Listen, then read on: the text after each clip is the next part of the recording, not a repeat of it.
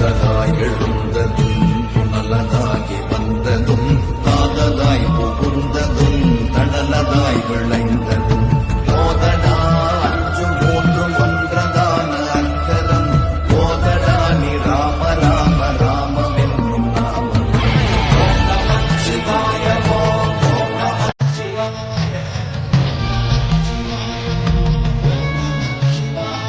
காலை பொழுதில் எழுந்தது அது என்ன என்பதையும், நீராகி நின்று வந்த அது என்ன என்பதையும், நாதவிந்தான தாதுவை புகுந்து நெருப்பாகி விளைந்தது அது என்ன என்பதையும் எல்லாம் நமக்குள் நன்கு அறிந்து அது மெய்ப்பொருளே என்பதை உணர்ந்து கொள்ளுங்கள்.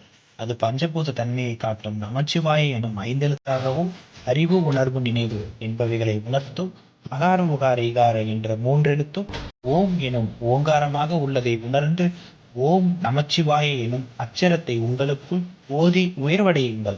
ஓரெழுத்தாக டித்திலிருந்து 5 3 8 உடம்பாக விளங்குவதை உணர்ந்து அதுவே ராம மந்திரமாக இருப்பதை அறிந்து ராமநாமத்தை ஓதி தியானியுங்கள் என்று சிவவாக்கிய சித்தர் கூறுகிறார்.